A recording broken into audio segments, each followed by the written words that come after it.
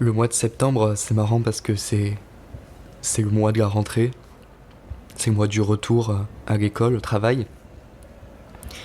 C'est un mois où les choses reprennent, où le repos se termine, où souvent, dans la manière dont on est calibré, dans la manière dont on est réglé, dans nos habitudes, dans notre fonctionnement, septembre, c'est le mois du retour, de la reprise.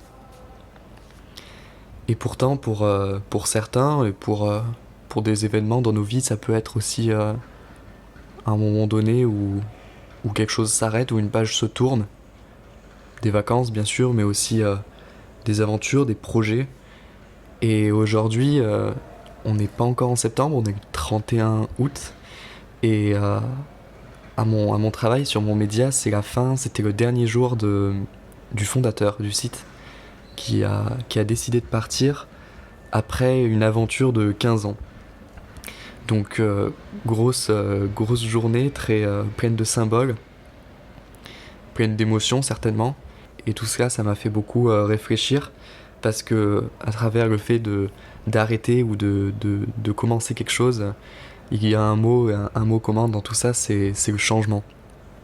En cette rentrée, à la veille du mois de septembre, c'est marrant parce que dans mon entourage, et je pense que c'est chez tout le monde justement, je côtoie plein de personnes qui sont dans le changement. Moi aussi, je suis dans le changement. Je suis retourné en France. J'en ai pas encore parlé sur Petit Souffle, mais j'ai passé l'été en France. Je suis retourné de Montréal pour retourner dans mon pays natal. Et à l'heure actuelle, là, en cette rentrée, en ce début septembre, il y aura encore du changement parce que je vais repartir. Je vais clore la période de retour en France pour repartir. Et j'ai discuté avec une amie qui, elle, de son côté, vient de terminer ses études et son travail en alternance par la même occasion. Et elle se retrouve devant toute sa vie, où elle m'expliquait comme ça, où voilà, elle sentait vraiment qu'une page se tournait, mais qu'à court terme, qu'à moyen terme, il n'y avait encore rien. Et ça m'a plongé un an en arrière, un petit peu plus même, au moment où je quittais mes études, au moment où tout se chamboulait dans ma vie et où je me retrouvais face à une grande page blanche, un grand changement assez radical sur pas mal de choses dans ma vie. Et c'est marrant parce que ça c'est chez tout le monde. Directement on est assez stressé, on a du mal à se projeter, on a du mal à faire face et à accepter l'inconnu, le vrai inconnu de ce qui va arriver derrière. D'ailleurs souvent on se pose même pas la question et on se rend à l'évidence qu'à l'heure actuelle, pour le moment, il n'y a eu qu'un au revoir, que la fin de quelque chose et pas le début d'une autre chose. Et à côté de ça, dans nos vies, quand on regarde un petit peu en arrière, quand on regarde dans le rétroviseur, on peut tracer des lignes, rejoindre les points entre ces changements et voir un petit peu comment les choses ont évolué. Et en général, on arrive à établir une logique, on arrive à découvrir que derrière, il y a eu quelque chose. Euh, Soit une expérience assez compliquée ou une expérience assez forte. En tout cas, il y a eu quelque chose, une nouveauté. Et j'avais envie de reprendre rapidement le micro pour cette rentrée 2020 et partager avec toi ce sentiment qu'on connaît tous de ces changements, de ces passages assez compliqués où on quitte quelque chose et on fait face à l'inconnu, on fait face à ce changement. C'est une une autre expérience de sortir de sa zone de confort. Sur Petit Souffle, je te parle beaucoup de voyage pour sortir de sa zone de confort, de découvrir de nouveaux endroits pour s'établir un nouveau confort ailleurs, et donc quitter beaucoup de choses pour en découvrir de nouvelles. Et c'est une... je pense, en tout cas pour moi, c'est vraiment un sentiment qui est très difficile, mais que j'ai envie de dompter d'une certaine manière. C'est-à-dire que euh, j'ai envie de croire dans ce changement, en fait. J'ai envie le plus possible de le vivre, de l'accepter pour pouvoir en avoir confiance, en fait. Et savoir que derrière, il y a des choses fortes qui se passent. Quand des aventures assez folles, qui peuvent durer par exemple 15 ans avec le fondateur du média sur lequel je travaille, derrière, il y a des choses très fortes qui peuvent se passer. Et une expérience assez folle, une expérience qui restera dans les mémoires, c'est souvent aussi une expérience où on sait qu'il y aura une fin. Quand on part en vacances, on est heureux sur place et on est triste de partir parce qu'il y a une fin. On se pose jamais finalement la question de savoir si on pourrait passer 3 mois, 1 an, 2 ans au même endroit. À accepter le fait de se dire que cette expérience que l'on vit là n'est plus si n'est plus si rare, si fragile, mais elle dure dans le temps. On aurait une autre expérience et ça serait complètement différent. Donc je pense qu'il faut vraiment le plus possible essayer de dompter le changement, d'en avoir confiance. Et j'aimerais te parler d'énormément de sujets sur Petit Souffle et crois-moi que ces derniers temps j'ai vraiment essayé de faire un nouvel épisode, notamment pour parler de l'expérience du retour en France, après 1 an sur un autre territoire. Comprendre et expliquer ce que j'ai ressenti après avoir passé il y a plus d'1 an, une semaine à Montréal à découvrir un petit peu tous ces inconnus et tout ce qui m'a fait après partir sur le territoire pour essayer de comprendre. Finalement, pour le moment, j'arrive pas encore à organiser mes mots.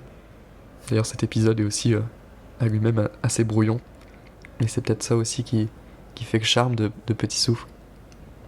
Et voilà, en tout cas, si pour ce début de mois de septembre, tu es aussi dans un moment de changement, qu'il y a des nouvelles choses qui vont se passer, essaye d'abord de regarder un petit peu en arrière, utiliser son passé, utiliser notre passé, et voir comment la vie a eu de l'imagination, a eu beaucoup plus d'imagination. C'est quelque chose que j'essaye toujours de me dire, que la vie a plus d'imagination que nous.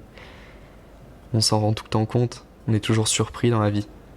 Quand on fait des choses, quand on accepte le changement, on est toujours surpris, et on est toujours très heureux de voir à quoi ça a pu nous conduire. Donc j'aimerais qu'aujourd'hui on essaye de penser à ces changements qu'on ferme les yeux, qu'on respire un bon coup, et qu'on se visualise partout, toutes les possibilités qu'on a. J'aimais bien utiliser la métaphore après le chemin tout tracé, en regardant en arrière, qu'on a pris, tout ce chemin-là, à travers les arbres, dans une forêt par exemple, avec plein de petits virages qui nous a conduits quelque part. On arrive sur cette plage avec une énorme étendue, où on voit l'horizon. On voit l'horizon parce qu'on voit ce que l'on peut atteindre, ce que l'on voudrait atteindre. Et en même temps, on peut voir dans toutes les directions. On peut aller partout. On peut, d'une certaine manière, se dire qu'on peut aller nulle part, qu'on peut se dire qu'on peut rester sur place parce qu'on ne sait pas où aller, qu'on ne nous donne pas une indication, que la vie ne nous donne pas une indication. Mais par contre, on sait qu'on peut le faire. On sait qu'on peut aller partout. Et c'est hyper important de se dire que dans ces moments de changement, on vit peut-être une énorme forme de liberté en fait, qui est tellement forte qu'on a peut-être de façon assez modeste, assez humaine, cette volonté de se dire que ça va être compliqué, que c'est peut-être pas aussi beau, qu'il va falloir qu'on prouve quelque chose, qu'on va falloir qu'on fasse quelque chose. Mais là, on va essayer juste de se poser 2 secondes, de fermer les yeux, soupirer très fort, se relâcher et faire un grand sourire très fort en pensant à tout ça, en pensant à toutes ces possibilités, toutes ces directions où on peut aller, et en visualisant cet horizon qui est au bout, qui est là, nos rêves. On peut aller là-bas, on peut le faire. Alors, je vous souhaite à tous une excellente rentrée, et le changement, ça peut apporter beaucoup de choses. Ayons confiance dans le changement. Voilà. Merci. Pour le philosophe danois Søren Kierkegaard, être soi dans une vie en mouvement perpétuel constitue un véritable défi existentiel. Parce que la vie se présente sous la forme de plusieurs possibles, parce qu'elle est fondamentalement instable, il nous faut répondre à la permanence et à la versatilité de l'existence en prenant le risque de choisir et de s'engager, ce que le philosophe appelle le courage d'exister. Si exister exige un vrai courage, c'est parce qu'il nous faut chaque jour nous dérouiller la tête et les jambes pour inventer une manière de vivre qui soit véritablement la nôtre, dans laquelle nous nous reconnaissons et qui ne se réduise pas au ronronnement des habitudes qui portent les vilains noms de misonéisme et de néophobie, 2 mots pour traduire une attitude hostile au changement. La vie quotidienne, on le sait, célèbre la répétition. Mais un autre moteur, cependant, nous anime. Une autre voix nous appelle, qui sait que pour accomplir une vie, pour s'accomplir dans une vie, vivre, exister, doit nous emmener nécessairement ailleurs, hors des voies balisées, vers une aventure plus vaste, plus joyeuse et plus inspirée que la règle qu'impose la redondance, le pléonasme et l'itération. Cet appel